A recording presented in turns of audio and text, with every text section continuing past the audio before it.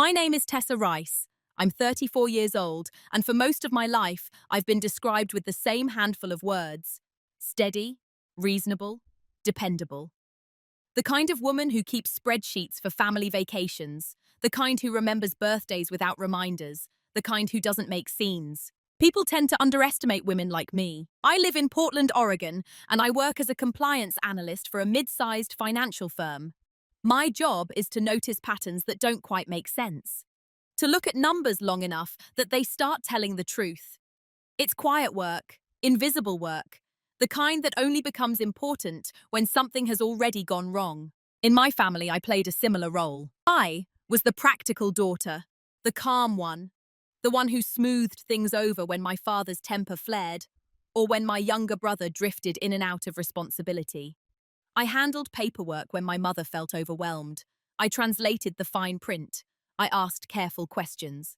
But I never asked the question that eventually changed everything. This story begins the day I hired a private investigator to follow my own father. I didn't do it out of anger or suspicion born from drama.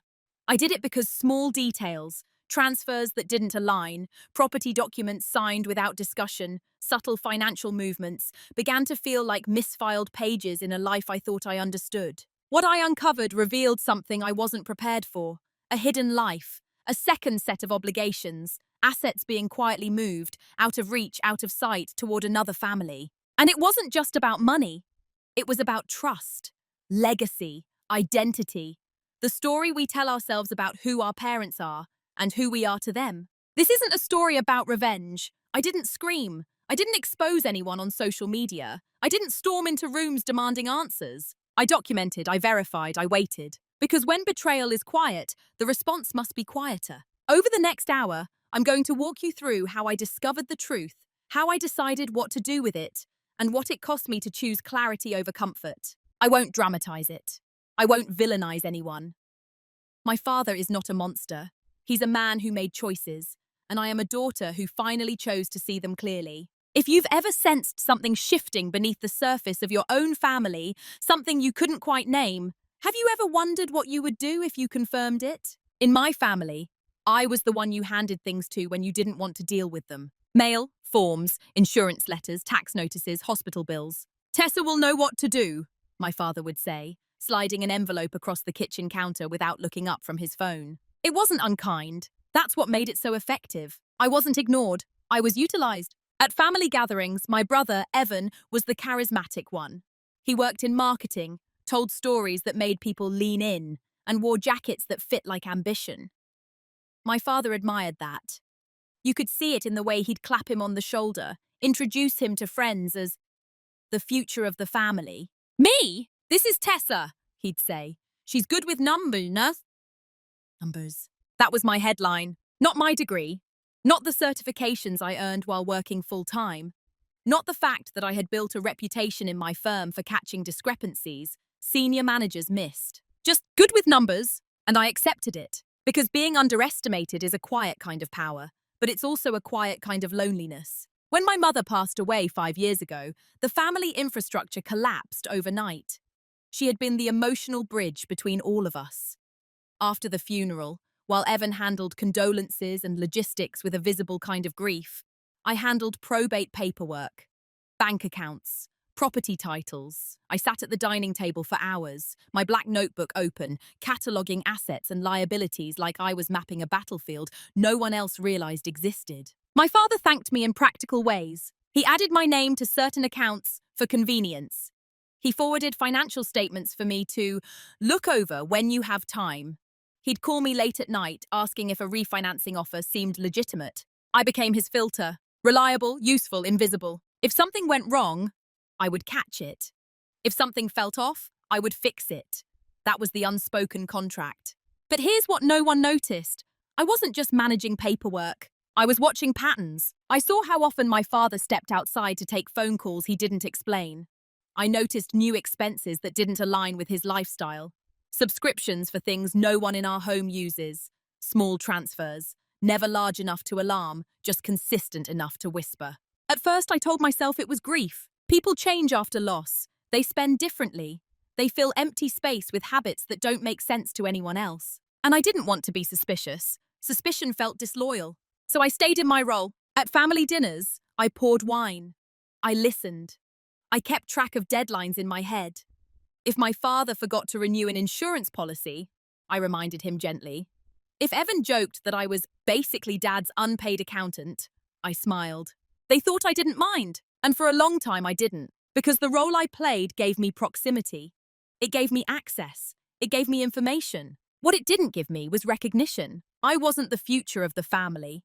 I was in its maintenance department. And maintenance workers, if they do their job well, are never noticed. But invisibility has a side effect. You start seeing everything. The night I first felt something shift wasn't dramatic.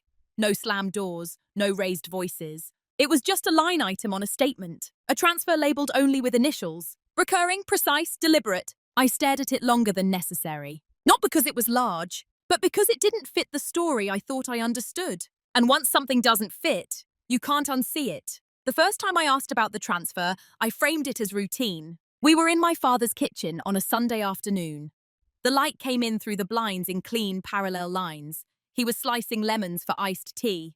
Ordinary, harmless. I had the monthly statement open on my tablet. "Hey," I said casually, turning the screen toward him. "This recurring transfer, who's MR?" He didn't even look at it at first. "Oh, that," he said. "Just something I'm helping with." Helping. The word sat there between us. Helping with what? I asked. Still calm, still practical. He finally glanced down, but only briefly. "It's nothing you need to worry about." Nothing you need to worry about. It was subtle, dismissive in a way that sounded protective, as if he were sparing me from unnecessary complexity. I nodded. "Okay, I just didn't recognize the name," he shrugged. "Not everything has to go through you, Tess." There it was. Small, clean, almost polite. "Not everything has to go through you." He went back to slicing lemons. Conversation closed. If someone had been watching from outside, they would have seen nothing unusual. A daughter overstepping, a father gently reasserting independence. But what lingered wasn't the transfer. It was the tone. For years, everything had gone through me. That had been the unspoken arrangement. He relied on me to flag issues, to interpret risk, to keep things stable. And now, suddenly, there was a category I wasn't allowed to enter. A sealed room in a house I helped maintain. Later that evening, Evan dropped by. I mentioned the transfer lightly, almost joking. "Dad's got secret accounts now."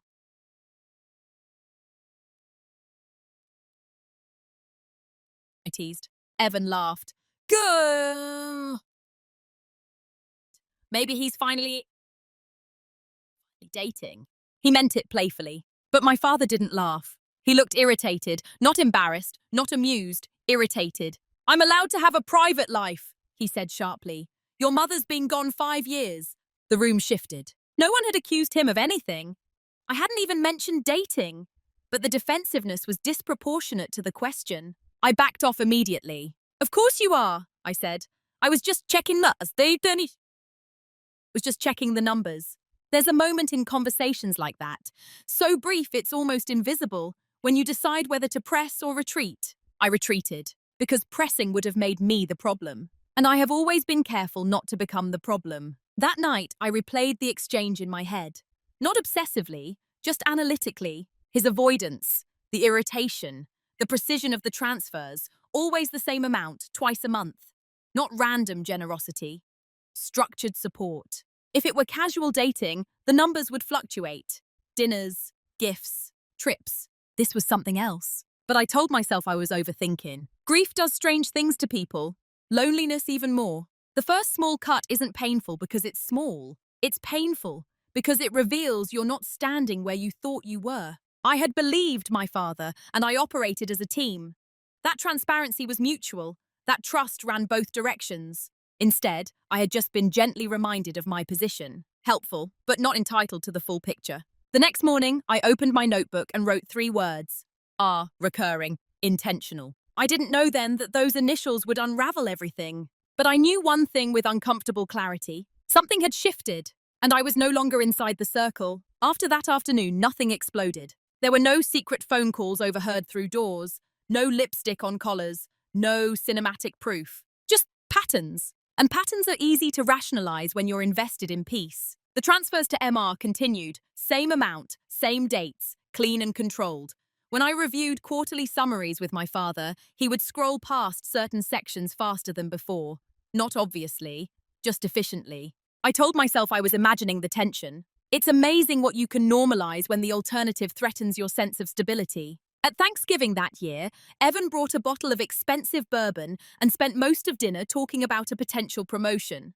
My father was animated, proud. He leaned forward when Evan spoke, laughed louder than usual. When I mentioned a regulatory issue I'd resolved at work, one that had saved my firm from a significant penalty, my father nodded distractedly. "That's good," he said. "That's what you're good at." "What you're good at." Not impressive, not strategic, just expected. Later, while clearing plates, I overheard him on the back patio. "Yes," he was saying quietly. "I'll handle it.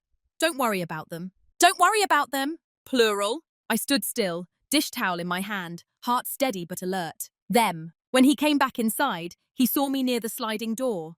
There was a split second, barely perceptible, where his expression tightened. Then it smoothed. "Cold out there." "Ew!" he said. I smiled. "Winter's coming." We both pretended that's all it was. Over the next few months, small exclusions multiplied. Documents that used to be forwarded weren't. Property tax notices I discovered only because I checked the county portal myself. A safety deposit box he'd opened without mentioning it. Each instance was minor enough to dismiss on its own. Together they formed a quiet perimeter. I tried to talk myself out of the discomfort. He's grieving differently. He wants independence. You don't own his decisions. All true. But respect and secrecy are not the same thing. The shift wasn't just logistical, it was relational. When I asked neutral questions, he'd answer in fragments. When I offered to review something, he'd say, "I've got it."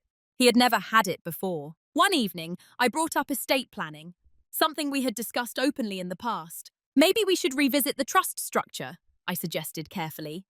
"Just to make sure everything reflects your current wishes." His jaw tightened. "I don't need to justify my wishes," he said. The word justify echoed. I wasn't asking to control anything. I was asking to understand the framework I was implicitly responsible for maintaining. But suddenly, my involvement was being reframed as an intrusion. And here's the part I don't like admitting. I began shrinking my questions to stay comfortable. I told myself that silence was maturity, that backing off was respect, that trust meant not verifying. But in my professional life, silence around irregularities is how scandals grow. At work, if something doesn't align, I escalate. At home, I minimized. Because confronting the possibility that my father was actively constructing a life I wasn't meant to see, that was destabilizing in a way numbers alone could not measure. So I normalized it. I adjusted my expectations, reduced my access, played the role assigned to me, supportive, competent, non-threatening. Invisible again, except invisibility had changed. Before it meant being overlooked. Now it meant being deliberately kept outside. And that distinction, small as it seems, was the second cut. Quieter than the first, sharper. It took me longer than I'd like to admit to understand that I wasn't just being excluded, I was being repositioned. There's a difference. Exclusion is reactive. It happens when someone wants distance. Repositioning is strategic. It happens when someone wants control. The shift became clearer during a meeting with my father's financial advisor, a man named Carl, who had known our family for over a decade. I had always attended those meetings after my mother passed. I wasn't there to dominate the conversation. I was there to ensure accuracy, to take notes, to ask clarifying questions. That afternoon, my father told me I didn't need to come. "I've got it handled," he said, slipping on his coat. "It's straightforward." Straightforward had never stopped me before. "I can join virtually," I offered lightly, "just to listen." He hesitated. "Then it might be better if it's just me." "Better for whom?" I didn't ask. Instead, I nodded and stepped back. That evening, I reviewed the updated portfolio summary Carl emailed. The allocations had shifted significantly. Certain assets had been liquidated. A property I didn't recognize appeared under recent acquisitions, held under an LLC I had never seen before. When I asked about it, my father smiled in a way that felt rehearsed. "Diversification," he said. "Carl suggested it." Carl had never suggested anything without looping me in before. But suddenly, I was no longer part of the decision-making ecosystem. I was the afterthought. Gradually, the role became clear. I wasn't the strategic partner anymore. I was the administrative fallback. When a password needed resetting, he called me. When a document required scanning, he handed it over. When he forgot a login credential, I recovered it. But when it came to new decisions, new structures, new beneficiaries, I was out. Reliable, useful, peripheral. At a family dinner, even joked again. Tess keeps this family from financial ruin, he said, laughing. My father nodded. She's dependable. Dependable. The word should have felt like praise. Instead, it felt like containment. Dependable people don't disrupt. They don't question motives. They maintain the machinery without asking who's steering. That night, I opened my black notebook and drew 2 columns. Column 1, what I'm allowed to see. Column 2, what I'm not. The second column was growing. I began noticing how conversations would subtly redirect when I entered a room, how certain calls were taken outside. How my father's calendar, once synced with mine for convenience, was no longer shared. It wasn't dramatic secrecy. It was controlled opacity. And here's the part that unsettled me most. He still relied on me. He still asked me to review tax drafts, still forwarded compliance notices, still depended on my precision when it served him. But the deeper structural changes, the ones that shape legacy and inheritance, were happening without me. I realized then that my role had been quietly downgraded. Not because I lacked competence, but because competence is inconvenient when someone is rewriting the narrative. I wasn't being pushed out emotionally. We still had dinners, still exchanged polite affection, still discussed weather and work. The surface was intact, but underneath, something foundational was being redistributed, and I was no longer positioned as an equal stakeholder in the story of our family's future. I was in the maintenance department, and someone else, somewhere, was becoming the beneficiary. The shift didn't happen during an argument. It didn't happen when I uncovered a document or overheard a call. It happened on a Tuesday afternoon in early spring, in the most ordinary way possible. I was sitting at my desk at work, reviewing a compliance discrepancy for a client who insisted everything was perfectly legal. The numbers were technically correct. The structure was not. There's a difference between legality and intention. That thought stayed with me longer than the spreadsheet did. Later that evening, I stopped by my father's house to drop off a folder he'd asked me to print. He wasn't home yet. He had given me a key years ago, and I still used it without ceremony. The house felt the same, familiar, predictable. But as I walked through the hallway, I noticed something subtle. A framed photograph I had never seen before. It sat on the side table near the stairs, placed carefully, not accidentally. In it, my father stood beside a woman I didn't recognize. She was younger than him. Warm smile. Her hand rested lightly on his arm. Next to them stood a teenage boy. They were positioned like a unit. Not acquaintances, not casual company. A composition. I didn't pick up the frame. I didn't zoom in. I just stood there long enough to feel the air change. There it is, I thought. Not proof, not confirmation, but alignment. The recurring transfers, the defensiveness, the unexplained property, the plural pronoun, them. I felt something in my chest, not rage, not heartbreak. Clarity. When my father walked in 10 minutes later, he didn't notice where I had been standing. He greeted me normally, kissed my cheek, thanked me for the folder.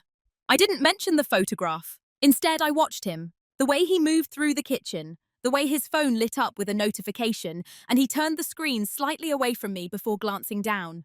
These weren't criminal gestures. They were protective ones. And suddenly, I understood something that had taken months to form. This wasn't an impulsive relationship. It was established, structured, supported. The financial transfers weren't random generosity. They were obligated. I drove home that night in complete silence. No music, no podcast, just the hum of the engine and the sound of my own breathing. For years, I had believed that my role in the family was foundational, that I was part of the inner architecture. Now I saw the possibility that I had been repositioned not just emotionally, but financially. If there were another household, another dependent, another set of commitments, assets would follow intention. And intention leaves trails. The shift wasn't anger. It was a decision. I could continue playing the supportive daughter, trusting, uncurious, grateful for whatever portion of truth I was allowed. Or I could do what I am trained to do, verify. At work, when there's a structural irregularity, we don't accuse. We gather data. We trace movement. We look for consistency. I went home, opened my black notebook, and wrote one sentence across the top of a new page. Assume nothing, confirm everything. That was the moment. Not when I hired the investigator, not when I confronted him, but when I stopped trying to preserve the story I wanted and started preparing to understand the one that actually existed. Silence, I realized, doesn't have to be passive. Sometimes it's the beginning of precision. After that night, I didn't change outwardly. That was important. I still came over for Sunday dinners, still reminded him about insurance renewals, still forwarded articles about tax updates he might find useful. If anything, I became more composed, more agreeable, because silence, when chosen deliberately, is very different from silence born of avoidance. At work, when we suspect internal misallocation, we don't tip off the subject. We don't alert them that we're reviewing access logs or tracing subsidiary accounts. We document quietly. So I did what I know how to do. I pulled every statement from the past 3 years, accounts where my name was still authorized. I built a timeline. Transfers to MR had started 18 months after my mother passed. Small at first, then consistent, then indexed, adjusted slightly upward each quarter. Not emotional spending, budgeted spending. I cross-referenced property records through public databases. The LLC, tied to the unfamiliar property, traced back to a registered agent in another county. The managing member's name was obscured, but the formation date aligned almost perfectly with the first increased transfer. Coincidence is rarely this organized. Still, I didn't confront him. Instead, I adjusted my posture. When he excluded me from meetings, I accepted it. When he answered questions vaguely, I nodded. When Evan joked that I worried too much, I smiled. They mistook my calm for compliance. That was their first miscalculation. The more neutral I appeared, the more access remained open. Logins weren't revoked. Shared drives weren't fully locked down. I still received tax drafts. I still reviewed quarterly summaries. He believed I had retreated emotionally. In reality, I had shifted into observation mode. One evening, he mentioned casually that he might travel more this summer. With friends? I asked gently. Something like that. I didn't press. Instead, I noted the phrasing. Something like that? There's a rhythm to deception, not loud, but patterned, evasive language, redirection, partial truths that sound complete. And the more I listened, the more fluent I became. But here's what surprised me. The anger I expected never arrived. What I felt instead was detachment. Not coldness, not cruelty, just recalibration. For most of my life, I believed that loyalty meant protecting someone from scrutiny, that love meant trust without verification. But in finance, blind trust is how embezzlement survives. If my father was supporting another family, financially structuring a parallel legacy, that was his right. What wasn't his right was allowing me to believe I was safeguarding assets that were quietly being diverted. That wasn't romance. That was misrepresentation. Silence became my leverage. I stopped offering strategic advice unless directly asked. I reduced proactive reminders. If he wanted independence, I would give it to him, fully. And independence comes with consequences. In the background, I began documenting more precisely. Dates, amounts, changes in allocation percentages, the emergence of new beneficiary designations I caught in draft forms before they were finalized. I wasn't looking for a scandal. I was looking for the truth. And truth requires patience. They saw a daughter who had finally relaxed. What they didn't see was a woman building a case, not for court, not for confrontation, but for clarity. Because once I moved forward, I needed to know I wasn't reacting to insecurity. I needed to know I was responding to the fact. Silence, when chosen strategically, is not weakness. It's preparation. Preparation doesn't look dramatic from the outside. It looks like routine. That's why no one noticed. I didn't start with a private investigator. That would have been impulsive, emotional, and I had no interest in being dramatic. I started with education. Even though I work in compliance, estate law isn't my specialty.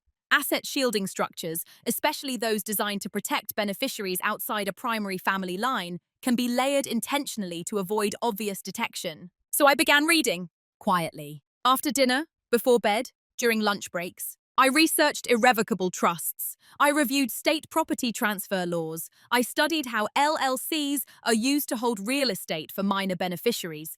I refreshed myself on gift tax thresholds and reporting requirements. Not because I wanted to accuse my father of wrongdoing, but I needed to understand what was legally possible. Once you know what's possible, you can recognize what's probable. I mapped timelines into my notebook. Mother's passing, first transfer to MR formation, date of the LLC, acquisition of secondary property, changes in asset allocation percentages, adjustment of beneficiary draft language I'd glimpsed before it was finalized. When you line events up chronologically, intention becomes visible. 18 months after my mother died, the transfers began. 2 years later, the LLC was formed. 6 months after that, a property was purchased, mortgage-free.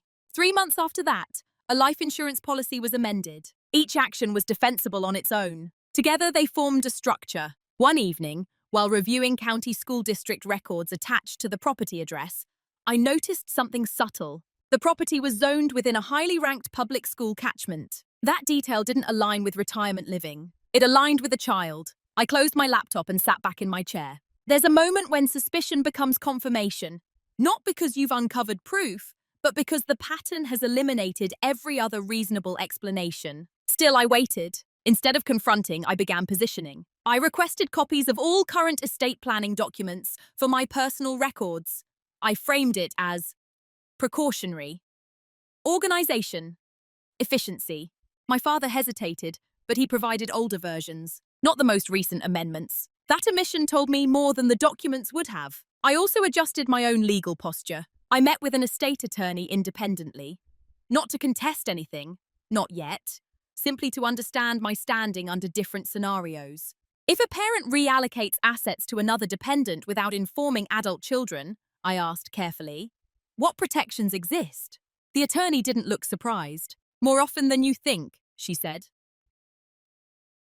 That sentence grounded me in something important. This wasn't unique. It wasn't cinematic betrayal. It was human complexity. But complexity doesn't erase impact. Over the next few weeks, I tracked travel patterns.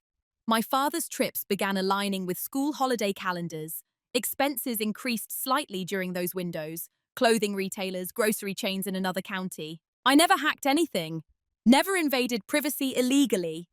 Everything I reviewed was either publicly accessible or within accounts where I remained authorized. I stayed within the law. That mattered, because whatever I chose to do next, I needed to remain unassailable. What they never noticed was this. While they believed I had stepped back emotionally, I had stepped forward strategically. While they assumed I was adjusting to being less involved, I was documenting every pivot. And most importantly, while my father believed he was constructing a parallel legacy quietly, he underestimated the one person trained to detect structural inconsistencies. Not because I was suspicious, but because I was patient. By the end of that month, my notebook no longer contained questions. It contained hypotheses, and one line underlined twice. If there is a second family, the assets will reflect it. The only thing missing now was verification. Not a pattern, not theory, verification. And that is when I made the call. I didn't choose the investigator out of anger. I chose her because she specialized in discretion. Her name was Laura Mitchell, former insurance fraud analyst turned licensed private investigator. Calm voice, no theatrical promises. When I explained, carefully, that I wanted to confirm financial and relational connections tied to a specific property and recurring transfers, she didn't ask invasive questions. She asked logistical ones. What outcome are you preparing for? Do you want surveillance, documentation, or identity confirmation? Are you prepared for clarity? That last question stayed with me. Clarity is heavier than suspicion. I hired her for documentation and confirmation only. No confrontation, no exposure, just facts. For 3 weeks, I lived normally. I went to work. I met friends for coffee. I had Sunday dinner at my father's house and asked about his upcoming trip. I listened without reacting. When he mentioned he might extend it a few extra days. Laura sent updates sparingly. Dates, locations, cross-referenced vehicle registrations, public school enrollment records are tied to the property. Then one Thursday evening, she requested an in-person meeting. Not because something dramatic had happened, because something definitive had. We met in her office, a neutral space that smelled faintly of paper and coffee. She slid a slim folder across the desk. Inside were photographs. My father is exiting the secondary property with the woman from the framed photo. The teenage boy stepped into the passenger seat of his car. A grocery receipt with his credit card digits visible. A utility bill listing the property under the LLC, registered to him through a trust amendment filed 9 months earlier. There was also a birth certificate copy that Laura had legally obtained through public record channels. The boy's last name matched my father's. The birth date placed him at 15. Conceived while my mother was still alive. I didn't cry. I didn't gasp. I just read, page by page, date by date. The transfers to MR, the woman's initials, had begun shortly after the boy's high school enrollment paperwork was filed. Structured, predictable, tuition support, living expenses, mortgage-free property in a strong school district. He hadn't been reckless. He had been systematic. The betrayal wasn't that he loved someone else. It was that he built an entire parallel responsibility while allowing me to believe I was safeguarding the only structure that existed. Are you all right? Laura asked gently. Yes, I said. And I was, because the uncertainty was gone. There it is, I thought. Not a suspicion, not a theory, a hidden life. A son I had never been told about. A family supported quietly for over a decade. I drove home slowly that night. Not because I was overwhelmed, but because I understood something with absolute clarity. This wasn't about jealousy. It wasn't even about inheritance. It was about informed consent. For years, I had helped manage and protect assets under the assumption that my father's commitments were transparent. They weren't, and the financial implications were significant. Trust amendments had shifted beneficiary percentages.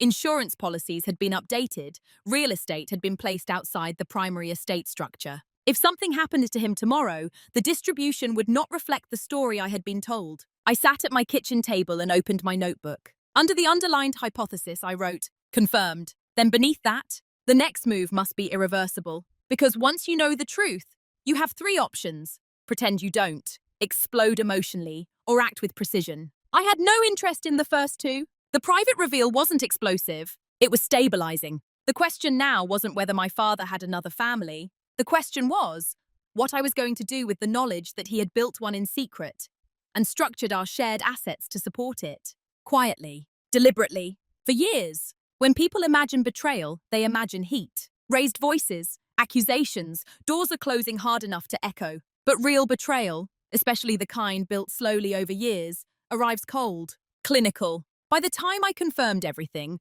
I wasn't deciding whether my father had another family. I was deciding who I was going to be in response to it. I laid out my options the way I would at work. Option 1. Confront immediately. Force disclosure. Demand explanation. Expose the structure. That would give me emotional release. It would also alert him before I understood the full scope of his financial reallocation. Documents could be amended again. Assets could shift further. Access could disappear. Option 2. Say nothing. Accept that he had another son. Accept reduced inheritance. Continue playing the reliable daughter. That would preserve surface peace. It would also confirm that my role in this family was administrative, not relational. Option 3. Act structurally. Secure my position legally. Force transparency through formal channels.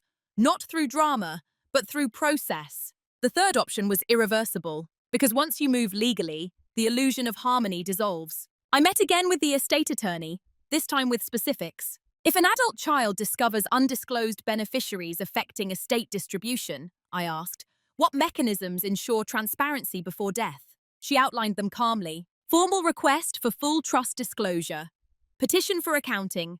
Preemptive estate review citing fiduciary duty concerns if I remained listed as co-trustee in earlier drafts. My father had amended documents, but in older versions, I was still named in certain fiduciary roles. That detail mattered. If I was expected to carry responsibility in one version of the narrative while being excluded from the updated one, that was a structural inconsistency. And structural inconsistency is leverage. I didn't want his money. I wanted clarity and fairness. If he intended to divide assets differently, he had every right. But he did not have the right to use my competence to stabilize a system whose full architecture I was deliberately denied. The irreversible choice was this. I instructed my attorney to send a formal written request for complete trust documentation and accounting, citing my previous fiduciary designation and requesting confirmation of any amendments affecting my role. It was neutral, professional, undeniable. It didn't accuse him of infidelity. It didn't mention the second son.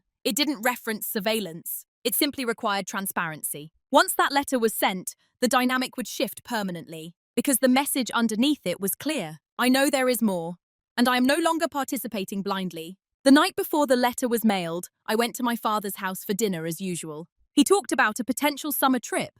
Evan complained about work. The world felt normal. I watched my father laugh, and for a moment I felt something close to grief. Not for the hidden son, not even for my mother. For the version of us that I now understood had been incomplete. When I got home, I placed my black notebook on the table and looked at the final line I had written days earlier. The next move must be irreversible. The letter was sent the following morning, not in anger, in alignment, because silence had given me clarity. And clarity demands action. The letter went out on a Wednesday morning, certified, documented, neutral in tone. It did not accuse. It did not speculate. It did not reference any emotional discovery. It simply requested full disclosure of all current trust documents, amendments, and a formal accounting, citing my prior fiduciary designation and the need to clarify whether I retained legal responsibilities under any version still in effect. Professionally, it was airtight. Personally, it was seismic. And then I did nothing. That was the part most people underestimate. After you initiate structural movement, the most powerful position is stillness. My father received the letter 2 days later. He didn't call immediately. He didn't text. That silence told me more than outrage would have. If he had believed the request was unnecessary, he would have dismissed it quickly. If he had felt wrongly accused, he would have reacted emotionally. Instead, there was deliberation. That weekend, dinner felt almost normal. Almost. He was quieter, slightly distracted. He studied me once or twice in a way that suggested recalculation. "You've been busy," he asked casually. "Work steady," I replied. I didn't blink first. Evan noticed nothing. That was important. This wasn't about humiliating anyone publicly. It wasn't about dragging hidden truths into family gatherings. My actions were confined to legal structure, not emotional theatre. 3 days later, my attorney received acknowledgement from my father's estate counsel. They would provide updated documentation within the legally required timeframe. No denial, no dismissal. Compliance. That single word shifted the balance, because compliance meant there were, in fact, updates. Over the next 2 weeks, documents arrived in measured installments. Revised trust instruments, beneficiary modifications. LLC ownership structures are tied to the secondary property. Life insurance adjustments reallocating percentages between primary lineal descendant and additional dependent. That phrase, additional dependent, not named in the summary letter, but clearly structured within the framework. My position had been reduced from equal beneficiary to partial distribution, conditional under certain liquidity thresholds. In simple terms, if the estate performed well, I would receive a fair share. If significant resources were required elsewhere, my portion would compress. It was mathematically elegant and intentionally quiet. I reviewed everything without commentary. No immediate response, no emotional outreach. Instead, I instructed my attorney to formally decline any future fiduciary responsibility under the amended structure. If I were no longer a fully informed stakeholder, I would not serve as the administrative guardian of a system I did not shape. That notice went out as calmly as the first. Resignation of fiduciary role, request for written confirmation of removal, no accusation, just boundaries. From the outside, nothing appeared to change. Sunday dinners continued. Casual conversations remained polite. My father did not mention the documents directly, but something had shifted beneath the surface. He knew I had seen the full architecture now, and I knew he understood that I knew. The silence between us was no longer passive. It was mutual awareness, and awareness changes everything. Consequences rarely announce themselves. They ripple. At first, nothing looked different. Sunday dinners continued. Evan still brought bourbon. My father still asked about my workload.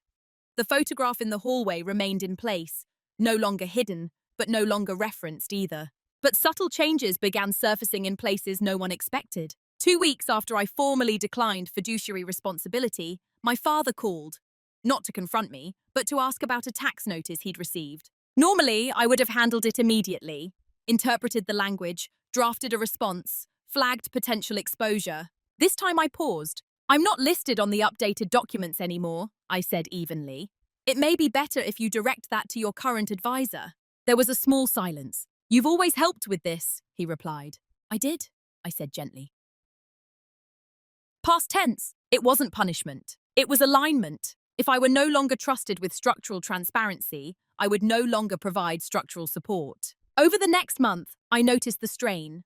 Not dramatic, but present. Certain filings were submitted late. A property tax reassessment request went unanswered until a penalty notice arrived. Nothing catastrophic, just friction. My father was capable, but he had grown accustomed to my precision. And precision, once withdrawn, reveals its absence. Evan began sensing something too. "You seem distant lately," he told me one evening. "Do I?" I asked. "Yeah, like you're pulling back." "I'm just adjusting." I reply, "Yes, it sounds." Adjusting was the truth.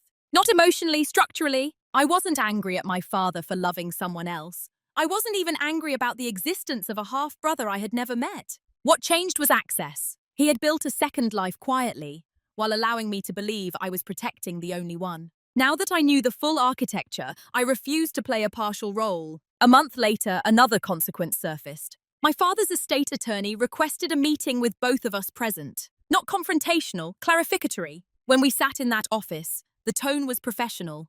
Given Tessa's resignation from fiduciary roles, the attorney explained, we want to ensure all parties understand the updated distribution structure. All parties. It was the first time my father heard the structure described out loud in front of me. Primary beneficiary. Proportional allocation across designated dependents. Secondary conditions. Liquidity-based adjustment. Real property held outside the primary estate through an LLC structure. It sounded clean when spoken. It also sounded final. My father glanced at me once, briefly. I held his gaze calmly. No accusation, no tears, just recognition. The consequences weren't explosive. They were logistical. He lost my administrative support. He gained full responsibility for the complexity he had constructed, and, perhaps most importantly, the illusion that I was unaware dissolved permanently. He could no longer operate under the assumption that I was simply dependable. I was informed. And informed changes the dynamic. By choosing process over confrontation, I didn't destroy the family, but I altered the balance of power, and that alteration was felt, even if no one said it aloud. The panic didn't come immediately. It arrived gradually, like someone realizing they've been walking on a surface that's no longer stable. About 6 weeks after the estate meeting, my father showed up at my apartment unannounced. He hadn't done that in years. He stood in my doorway holding a folder, creased at the edges, handled too many times. His expression wasn't angry. It was unsettled. "Can we talk?" he asked. I stepped aside and let him in. We sat at my kitchen table, the same table where I had written confirmed in my notebook weeks earlier. "I didn't expect you to withdraw," he said carefully. "Withdraw? I didn't withdraw," I replied. "I adjusted my role." He exhaled slowly. "You've always been part of this." I was part of the version I was shown. There it was. Not an accusation, not raised voices.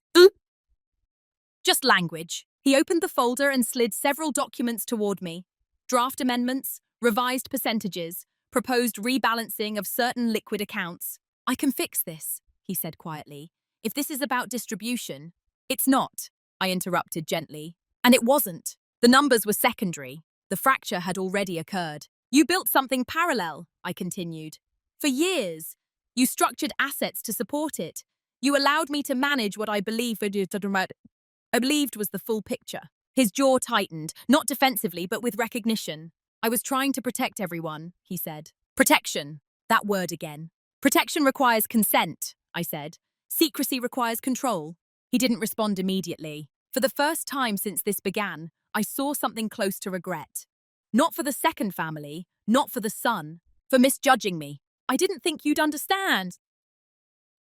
"Understand," he admitted. That sentence landed harder than any financial reallocation. "You didn't think I'd understand." For years, I had been the stabilizing force in his life, the one who handled complexity, the one who managed risk, the one who absorbed responsibility quietly. And yet, when faced with the truth of his choices, he assumed I lacked the capacity for comprehension. That wasn't a betrayal of inheritance. That was a betrayal of identity. "You didn't give me the opportunity to understand," I said calmly. Silence filled the room, not heavy, not explosive, just irreversible. Because once trust is replaced with strategic omission, you can't rewind to a time before awareness. "I can amend everything," he said again, softer now. I looked at the documents. Redistributed percentages, adjusted beneficiary language, attempts to rebalance optics. But this wasn't about percentages anymore. "If you change it now," I said, "it will be because you were exposed, not because you chose transparency." He closed the folder slowly. That was the moment he understood something fundamental. The issue wasn't financial loss. It was structural integrity. And integrity, once fractured, can't be repaired through paperwork alone. By the time he left that evening, nothing had been reversed. No documents signed, no dramatic reconciliation, just clarity. And clarity, once established, doesn't negotiate backward. It was too late to fix the structure, because the damage wasn't in the assets. It was on the assumption that I would never look closely. The real confrontation didn't happen at my apartment. It happened 3 weeks later, at his house, on a Sunday, in the same dining room where nothing had ever seemed broken. Evan wasn't there. That mattered. My father had asked me to come early. When I arrived, the house was quiet. No television, no music, just the hum of the refrigerator and the faint ticking of the wall clock. He was sitting at the table already, hands folded, not defensive, not aggressive, just waiting.